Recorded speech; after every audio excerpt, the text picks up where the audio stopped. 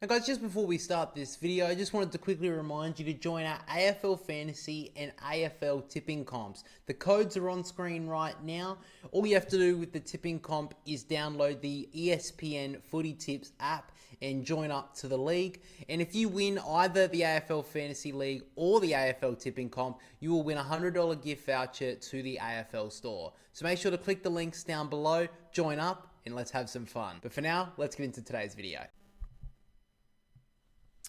G'day guys, welcome back to a new episode of the Boundary Riders podcast, episode 101, and of course, the first episode on the brand new Boundary Riders podcast YouTube channel. So if you haven't already, make sure to like and subscribe. Of course, we have a lot to talk about today, so let's roll the intro and get straight into it. Welcome to the Boundary Riders podcast, your one-stop shop for all your AFL content needs. He looks at his options, and Jack Ginnivan says, "Boys, you brought me to the club to do just this!" But this guy has Flog written all over him. From attack down, Reed sprints away from Petrarca, leaves him in his wake, takes a second bounce, takes a third. The sheer arrogance of Harley Reid. Finish the job, young man! So let's get into the footy news from the week that was. Guys, I think I may add it to the intro that my brother isn't here. So I think throughout the year, hopefully his work slows down a little bit in the winter period and he'll be here a lot more. But at this stage, it's really unknown as to if he will be here or whatever. But we do have a brand new segment today with him involved. So he will sort of be in the episode, but basically he's not going to be here for 99% of it. But anyway, footy is back. Thank God, because look, I love my wife, but at some point I need to start talking. Football needs to be there because I get quite bored, and my brother can be pretty boring without the football. So glad it's finally back. So I'm recording this on Monday afternoon. We've had a couple of match sims already be completed. Essendon beat the Bulldogs in their match simulation. We had the Indigenous All Stars smash up on Fremantle, which, I mean, was pretty well expected. We had West Coast beat up on the Tigers in a 3-period match simulation. And then we had the Cats in the most recent game that I just saw, beat Hawthorn by 19 points in a pretty good contest, to be honest. But we will be doing a review of the match simulations, and that will be the first episode of the review for the year. So make sure to get excited for that one. That will be coming out, when's the last match sim? I think it's on North Melbourne and Melbourne Saturday. So probably Saturday evening, maybe Sunday morning, maybe even put it out on Monday.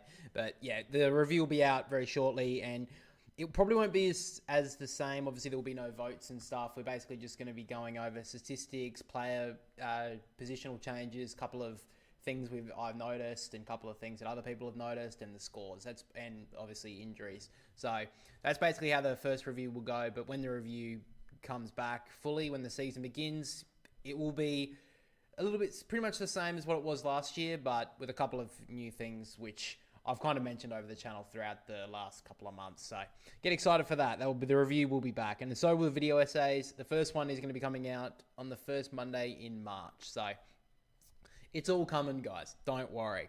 Now, the first thing I wanted to talk about today before we move into everything else in footy and the stuff that I just recently mentioned, is because the Kayo Call Up. If you guys don't remember, the Kayo Call Up was not a commentary role, but basically someone, the AFL, Fox Footy were looking for someone in the AFL community, whether that be looking for a commentator, a new host, blah, blah, blah. A bunch of new stuff, looking for people in the AFL space. Not so much, it didn't have to be content, just anything in general. And they've came out with a video today going over the shortlist of the finals, basically. They're going over a couple of people to who potentially get it. Now, I wasn't a part of it, so got it, obviously. But, I mean, the people that they have looked for looks very interesting. It looks quite fun. And interestingly enough, from what I can tell, there are at least 2 AFL content creators that I know of that are got into the shortlist. Now, one's a TikToker, Jared Davis, I'm pretty sure. I've seen some of his videos. He's quite a funny guy. So hopefully, I mean, it wouldn't be interesting if he got it because he's quite a funny guy. I'm unsure as to what role he would be a part of. And then there's a YouTuber by the name of Andrew Cox, or most notably Druzy. Now, he's from Melbourne, Freo fan. Seen some of his videos. He's quite a good content creator as well. So I'm really excited to see if they've actually picked some content creators rather than just picking some random people who have got degrees and stuff. And I would like to see one of them two get it. But we'll have to wait and see. Maybe they would have already decided. I know this was the week that they were going to decide the winner or whatever. So we'll have to wait and see if one of the AFL content creators does get it. I'd like to see it be one of them. And, to everyone who did participate in it, whoever's got on the shortlist, the people who sent in applications, congratulations on that sort of stuff. When I first saw it, I was a little bit disappointed that I wasn't on the shortlist, obviously, but it was a huge long shot. We'll have to wait and see, but I'm super excited to see who gets the role, who gets the gig. I think it's for the first 8 rounds of the season. So my guess with a content creator, I'll give it to Druzy, eh? We'll go with him. Hopefully he gets it. So let's go over the injuries that have happened over the week. A couple of weeks to go before the AFL season does begin, but unfortunately there have been a couple of injury concerns coming for different clubs. At GWS, we heard some news of Tom Green with a calf injury. Ash Johnson had a leg injury in the Indigenous All Stars game. Sam Switkowski had concussion in that game as well. Cal Shadir has a problem with his lower back. Judd McVie has a hamstring issue. Shane McAdam with an Achilles problem. Sam Laylor with a head knock in his match simulation, along with Hugo Routh-Smith with a hamstring. And finally, Cody Waitman has a knee injury. So hopefully some of these guys are going to be okay for round 1. We'll go over a little bit more in depth now about some more of the injury concerns, but it is a bit unfortunate for a lot of these players, especially with round 1 looming. Now, first of all, St Kilda, I wanted to take a look at some information regarding their injury list. Now, this was towards last week when I saw this information, but I do want to bring it to your guys' attention anyway. So Rowan Marshall is top of the list with a pelvis issue. It says 3 to 4 weeks, but they've said that he's more likely going to be ready for round 1 than not be. So good news on that front for Rowan Marshall. So if you keep that as like a guide, 3 to 4 weeks, should be ready for round 1. That's kind of what we can look at here. Max King had a 1 to 2 week injury here on his knee. Now, we obviously, first time this news came out, everyone was about to shit themselves thinking that he's done another ACL. Luckily, it's not very serious. So a 1 to 2 week injury. At this stage, maybe he'll be ready for the Community Series game. Just have to wait and see. Jack Sinclair had 4 weeks on his hamstring, so potentially could be there for round 1. Mason Wood with a quad 2 to 3 weeks. You'd expect him to be there. Liam Henry looks like he's going to miss the first couple of rounds with 6 weeks off. Alex Toro, he was their second draftee. He's 7 to 9 weeks out with a back injury, so don't expect him for the first couple of rounds. Mateus Filippo still has that leg injury, 9 to 10 weeks. Dougal Howard with 11 to 12 weeks on his shoulder, and then Paddy Dow, still not really much information regarding his injury. So wait and see on those guys. The first 4 that I mentioned, Marshall, King, Sinclair, and Wood, you'd pretty much bank them in to be ready for round 1. Other guys probably a little bit further out. On Essendon, Darcy Parish, Ben Mackay and Jordan Ridley, they didn't play in the match simulation. They were all absentee. Ben Mackay and Jordan Ridley are unsure if they're going to be ready for round 1, and Darcy Parish is the biggest doubt. So obviously they do have the opening round game. I think I mentioned that. So they are expecting that Ridley and Mackay are more likely to be ready for opening round compared to Parish, but we'll have to wait and see. And if you watch the match simulation or followed any of the news coming out of it, Elijah Starter seems to have really starred in that game. So there may be players looking to take over from Darcy Parish. We just have to wait and see. Now, on Tom Green, it does seem that he has injured his calf. Not too much information regarding this yet. We'll have to wait and see if he is fully out. I haven't seen much. I don't think it's too serious because I haven't seen a lot of information regarding Tom Green around. Maybe it is because he's for the Giants, but it looks okay. Knock on wood for Giants fans. Hawthorn with Cal Shadir, he's been ruled out for an extended period. He'll be out for at least a month at this stage with a stress fracture to his lower back. That's really unfortunate. Obviously played really well to the second half of the year for the Hawks, so hopefully he's okay.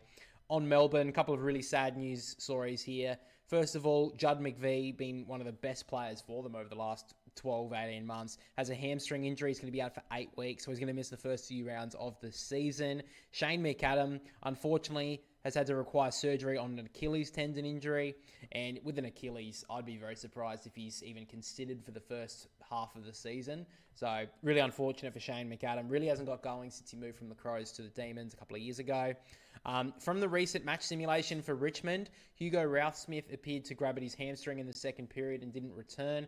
Really unfortunate for him. And then Sam Lawler, sorry if I get that wrong, by the way. Once he gets into the actual games, I'll recognise his name properly.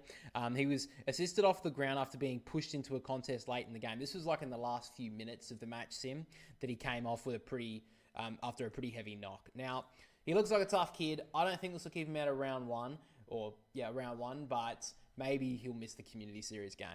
Jamara Ugle-Hagan, it does say that he is continuing to do a flexible training program while he works on some personal issues, according to Tom Morris. However, at this stage, they're saying that he may be a possibility for round one, but I'm going to be honest. The guy's has done a flexible training throughout the off-season. I doubt he's going to be anywhere near round one. I think for sure they're going to wait for at least the first few weeks of the season before maybe he comes back in. And I can't see how important he's going to be for the side if he's playing on, limited fitness levels and all that sort of stuff. I think they'll just steer clear of that. And I think round 3 or 4, maybe, if he gets into good training from now.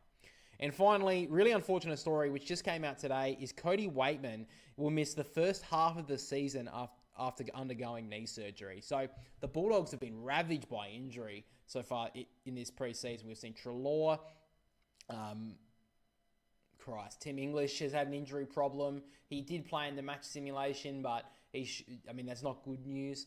There's been Liam Jones as well. So now Cody Waitman, a guy who they need to kick goals this year, is going to be out for the first half of the year. So the Bulldogs, really unfortunate, and I don't know where they're going to be this year, the Dogs. They need to be in the top 8, I think, I think that's a pass mark for them. And the fact now they've got another injury, I don't really know where they're going to be. It's really unfortunate. Cody Waitman going to be out for the first half of the season. But guys, we will be bringing my brother's brand new segment. So it is a betting segment. He did do this in the first couple of months of the podcast way back in the day. If any of you guys are ever listening then, he brought some betting information to us. Now, he does have an Instagram, so I will link that one down below. He talks about betting stuff, a lot more about AFL. He's going to be doing a lot more this year. Usually with this betting segment, it'll be coming after the tips every single week on the podcast. But today, because we don't have any tips, obviously, we're going to be doing my brother's betting segment now. Now, also let us know down below what you would like the name of the segment to be if you have an idea of it. He's named Jackpot Junkies, I believe, over on Instagram, so I will link it down below. But let's get into the best betting markets for the predictions of the 2025 season. Today we're going to look at some of the best odds you guys can get on the more popular betting sites. We'll take a look at the favourite of some of the AFL future betting markets, which include the Rising Star, the Coleman and Brownlow medals, also the least wins, and of course the Premiership market. The favourite for the Premiership is Brisbane. The best odds you'll find for them is on Double at $8. The favourite for the least wins this season is Richmond. The best odds you'll find them at is on Bet365 at $1.66. The favourite for the Rising Star is Jagger Smith. Best odds you'll find him at is on Bet365 at $6.50. Favourite for the Coleman medal is Charlie Curnow. Best odds you'll find him at is on Double at $5.50. Favourite for the Brownlow medal is Nick Dacos. The best odds you'll find him at is on Sportsbet at $6. And of course, guys, always gamble responsibly. So guys, let us know down below if you like the segment, anything that we can improve upon for it. And that's, like I said, it's going to be coming out every single week on the podcast first, and then it will be over on his platform. Now, I think I'm going to get my brother to actually do content on his page, because he has a page with some followers, and I'm going to force him to fucking make content for it, because funnily enough, that's how it grows. But anyway, he will be getting onto that. And if you guys are betting, of course, gamble responsibly. And if you're over the age of 18. If you want to do it, be over the age of 18, all right? Anyway, let's move on. So, of course, the Tassie team are a little bit far away, a couple of years from now. But an interesting article came out regarding Tasmania and looking for access to some concessions in the 2026 draft pool. So, we do know that the Giants and the Gold Coast got access to players in the draft in earlier drafts before they actually came in, and then got a bunch of the concessions for their draft year and after. The Tassie Devils are also set to see if they can hold some players in the 2026 draft, more likely access to Tasmanian prospects as a part of the suite of the concessions. So they're trying to look for that, and are taking a guaranteed, they can take them in, and then the Devils playing in the VFL in 2027 before they come in 2028. I know the Giants did that, or played in the NEFL before they came into the AFL.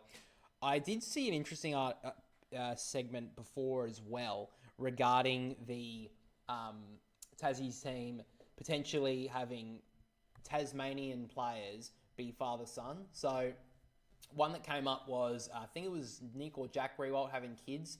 If they had kids, they could nominate to play for the Tasmanian Devils as a father-son, which I actually don't mind. I think it's a good idea. Now, for St Kilda fans, they would be fucking dreading that, especially if one of Nick Rewalt's sons came out and it was an absolute star prospect, because St Kilda have got barely any father-son. I don't think they've got any father-son picks in their time in the AFL. So, or since they've brought that rule in. So, yeah, I think that's an interesting one. I don't mind the idea of Tasmania getting access to draft picks throughout that time before they come into the AFL. But it does need to be fair. They can't just take pick 1 and pick 2. That'd be shit, especially for clubs who do need them, like Richmond right now. Well, maybe not North Melbourne, but North Melbourne have needed them. And I don't really know what other clubs are going to need them around this point, but we still need to make it fair for the other teams in the comp. So I don't mind the idea. Hopefully they just make it somewhat fair. But before we go any further, a message from me. If you guys enjoy the content and you want to see more, then make sure to become a member on the channel today. For just $4 a month, you can get early access to video essays, access to live recordings of the Boundary Riders podcast, along with exclusive stream perks and much more. And something that I'm super excited to introduce to channel membership this year is the members vote. Every week with the review, you can cast your vote to have your say on the Boundary Riders medal. So for all that and more, click the link down below, and for the added bonus of getting an extra inch onto your member, then do it now. But anyway, let's get back into the content. We do want to take a look at, of course, the Indigenous All Stars game was recently played. I thought it was a real success. May not have been the biggest crowd, but for a match simulation, it got pretty decent numbers. It was quite a fun game to watch. Wasn't really a huge defensive game, pretty attacking, especially from the All Stars, a lot more flair. And I did enjoy their game, and Fremantle did come out and say after it that they didn't want to show off too many things that they're going to be doing in 2025 seasons. They played quite a slow, lethargic game of footy, which, to be honest, I don't really mind. I mean, some people may say, oh, they're just lying or they're coping. I don't actually mind the idea, considering they don't want to show some sort of the weapons, the secret weapons that they have going into this season. And to be honest, it's a match simulation. Like, who gives a fuck? But anyway, people have been asking if the Indigenous All Stars game should be coming back every single year. Now, the AFL Executive General Manager, Inclusion and Social Policy, what the hell? How many titles can you have, lady? Tanya Hosh has said in her interview, fuck me, what are they? The AFL Executive General Manager of Inclusion and Social Policy. I mean, fucking hell, she might as well just be the CEO. How many? Sorry. Anyway, she came out and said recently that I think every single year is probably pushing it, but we'll review the success of today and consult everyone we need to when going forward. So, I personally don't think they should do it every year. I think that's probably a bit much, if I'm being honest. Just because we don't really need that many games going forward. We don't really need that every single year. I think every second year would be a good idea. I don't mind that idea, and it also gives a chance for different players to be involved. And yeah, I just don't think that it would be a good idea every single year. I don't think there's enough Indigenous players to pick from. I mean, we saw a couple of players in the team this year, like Livingston for West Coast, who I don't even think has played an AFL game yet, or has played barely any, getting games for the All Stars. So I think every 2 years would be a good idea. And the one thing I would say, though, is I would like a different All Stars team to go up against them and make it a state of origin. I think this was said on SEN, that make it a state of origin sort of team, game. So I wouldn't say the Indigenous players against the rest. I think that's a little bit dumb. Maybe, I don't mind this. I'm making a video in the coming months about international players that have been born overseas or been born overseas, basically. I wouldn't mind an idea of the Indigenous All Stars up against the International All Stars. We've got quite a lot of players in the AFL right now that are from international. They've got international descendancy, if that's the word. Fuck, I'm a bit of a moron. But I wouldn't mind that. I mean, state of origin, yeah, that'd be cool. I mean, I wouldn't mind Victoria up against the Indigenous All Stars, or whatever state it may be. Maybe it would be WA because it was played in WA, or whatever it is. But I wouldn't mind the idea of having the international All Stars. I think that'd be an interesting prospect. If you guys have any ideas of how you'd want the Indigenous games going forward, Let me know how you feel about it. I think that we do need to have it because I think it is very exciting. Brings all the Indigenous players together. We see all their culture, which I think is really cool. But I do think as well we need to have more Indigenous players coming through in the AFL to then have them in the team, because I think I don't know the exact numbers, but I believe. Fuck, that sounds very bad to me. I believe the Indigenous numbers in the AFL have been dropping pretty considerably over the last 10 years. I think. Don't quote me on that. But I think that Indigenous players bring so much to this game. So much flair, so much excitement. A lot of them I did notice one thing from the game as well, though, that their forward line was absolutely stacked, but their defense was... I mean, they used Joel Hamling, for fuck's sake. And look, no offense to the guy, but he hasn't even played a game for Sydney yet. So, I mean, the guy's getting a game for the All Stars. I mean, you're not really much All Stars if your defense is that bad. I mean, to be fair, he came in because of Alex Pearce being out, but yeah, that's just my thoughts on it. I do love the concept, though, and I would like it in the future. I mean, if it's against other AFL teams, it's like a match sim like that, great. But I wouldn't mind it being similar to how the NRL have State of Origin mid-season. Have an All-Stars game up against... I like the international All-Stars, but of course it could be anything. It could be Victoria, it could be wherever the state it is played. That's the team they play against as a State of Origin game. Let me know how you guys feel. But finally, guys, before we end today's episode, I'm sorry it is a little bit short, but I do have something I've got to do this afternoon. But don't worry about a short episode, because the best segment in AFL podcasting is back. I know that's a big call, but the Flog of the Week is back. Now, I was going to bring it back next week, but today I saw something and I said, look, that's flog-worthy. Could the first nomination of the year win the whole thing?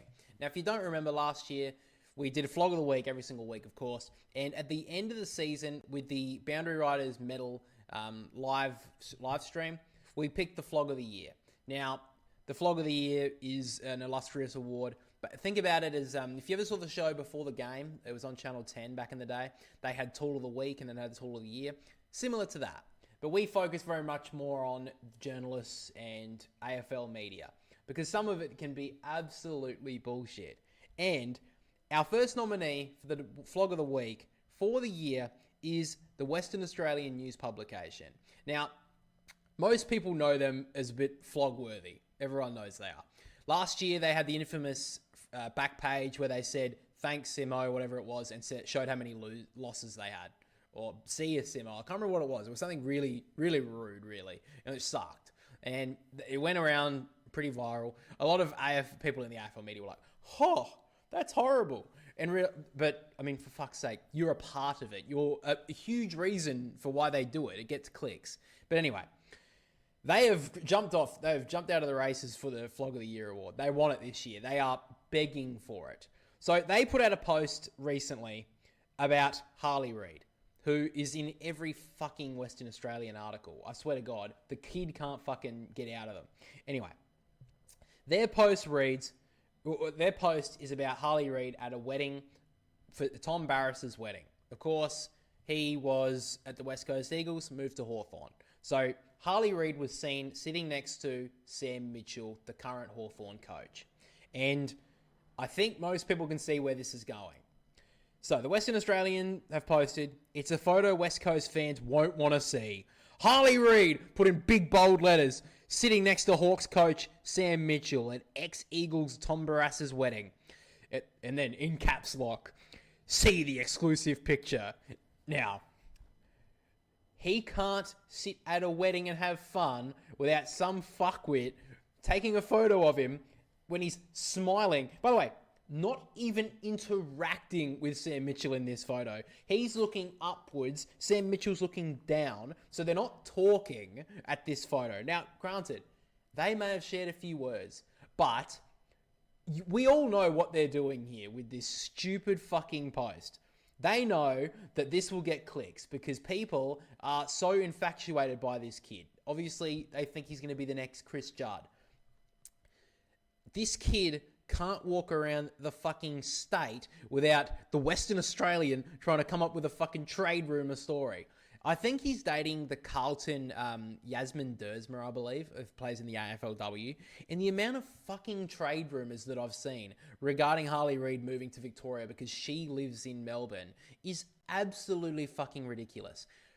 He's going to get offered a huge amount of money. And no offense to Yasmin, but you cannot be that good at kissing or that good in bed if this guy gets offered $2 million a year. Okay? I'm sorry. She can move to WA and play for the fucking West Coast Eagles AFLW side. If I'm being honest with you, I think if their relationship is going to go the long way. Now look at me. I'm fucking spinning rumours like the Western Australian. Hire me. But anyway, if I'm the West Coast Eagles and this gets to a point that he wants to maybe move in with her and move to Victoria to be close with her, the West Coast Eagles can sign her on a huge contract to keep Harley Reid at the club. Obviously, they can do that. I mean, look, it's maybe not be ethical to do that on a business standpoint, but fucking, they can do that. And I'm going to tell you right now, if he gets offered $2 million to stay at the West Coast Eagles, and what's the salary for a current AFLW player? I wouldn't expect it's very much. So if she gets offered a huge amount of money to go join the West Coast Eagles to be a full-time AFLW player, I'm telling you right now, she would do it. And that's not to say that, like, of course, no. You know what? Fuck it. It does matter money, obviously, for her. She wants to be a professional AFLW player, and get paid a decent amount. So, if I hate this fucking bullshit of like saying, oh, their relationship is the reason that Harley Reid's going to move back to Victoria. You really think that's more likely at this stage? Now, granted, he may want to move back to Victoria, but if the reason is her, no, that's not going to be the reason. The fact is, she would easily move to WA to be with him, if I'm seeing it, because they can offer, West Coast can offer him a huge amount of money, and they can offer her a huge amount of money as well. That's how I see it anyway. I don't think she has a factor in him staying at the West Coast Eagles. I don't think it does, because it's a lot more easier, I think, on a business standpoint for the West Coast Eagles to sign her to the AFLW side and keep him at the club when he's already there. But then having him move over to a Carlton or something, getting paid a huge amount of money to join a Victorian team. And you got to think about it as well. The Victorian teams that he will want to go to are clubs that are pretty strapped for cash at the moment. You think about Carlton, who had to clear out players like Matt Owies from their list, Collingwood, who are, bursting at the seams, and Hawthorn, maybe he could join them, but then they just signed a couple of big players as well. So I just think it's a huge fucking waste of a story here. Literally, they spun a whole 500-word article based on Harley Reid sitting near a person in the AFL space that's at a different club. Like, fuck off. And you know what I think? I think maybe this may be a bit of a conspiracy theory here, but I think the Western Australian are just trying to push him out of the club. I don't know if that's true. That's probably a bit of a tinfoil hat theory, but the amount of stories they write about this guy, maybe they just don't like him and they want to kick him away from WA. Ew, we don't want you anymore, Harley. Fuck off. We're going to just write a bunch of buddy bullshit stories so you can just fucking leave us. I don't really know. It just seems like there's so much bullshit surrounding this kid through none of his own doing that it's just a bunch of crap that we don't need to hear about. Anyway, I don't really think that was going to be a whole, 10-minute segment or whatever it was. But yeah, the flog of the week, the first flog of the week for 2025 is the Western Australian. Congratulations. You've set the bar pretty high for a great season of this segment. But anyway, guys, that's pretty much all I've got for you in this episode of the Boundary Riders podcast, episode 101. The first podcast episode on the brand new YouTube channel. Remember to like and subscribe, all those wonderful things. If you did enjoy this over on Spotify, though, our loyal Spotify listeners, I love you so much. Please follow. Anyway, if you are there, please make sure to follow so you're notified on the podcast every single week and the review that will be returning to Spotify platform as well. And make sure to drop us 5 stars so we continue to grow the podcast over on Spotify as well. But again, guys, thank you for listening. Thank you for watching. We'll catch us all next week.